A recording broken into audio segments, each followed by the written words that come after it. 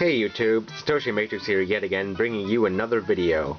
On this installment of the Controller Chronicles, I thought I'd talk about the Super Nintendo controller and its Japanese counterpart, the Super Famicom controller.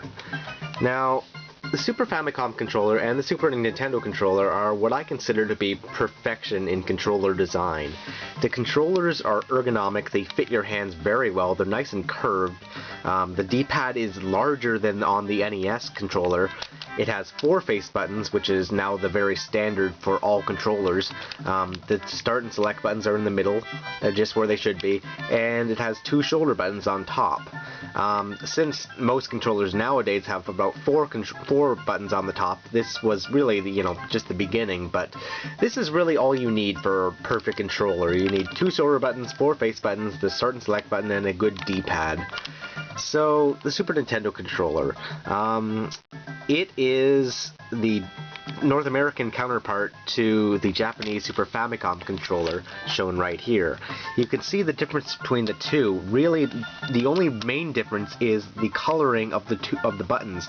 Here you have the Super Famicom coloring layout, just as was meant for the Super Famicom, which you can see in Super Mario World right there. See it? Matches the layout with green, blue, yellow, and red.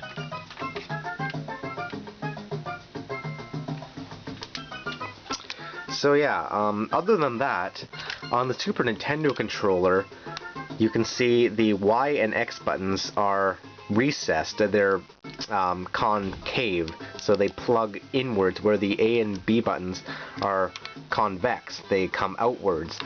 On the Super Famicom controller, all of the buttons are convex, so none of them are concave.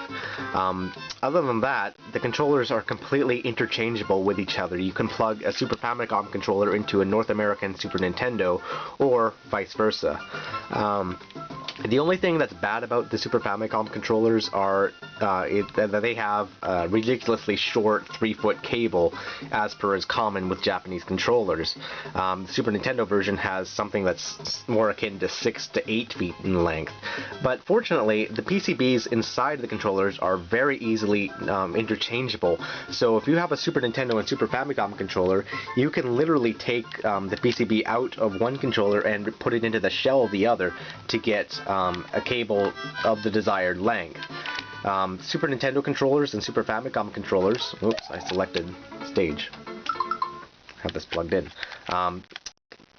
What was I saying? The controllers have just standard Phillips star screws in the back of them, so once you remove all 5 screws, and 3, 4, yeah, 5 screws, you can simply replace the PCB and replace parts, worn out parts, or whatever. So these controllers are very serviceable. You gotta make sure you don't lose any parts, obviously, when you're doing this. That's the only real main concern.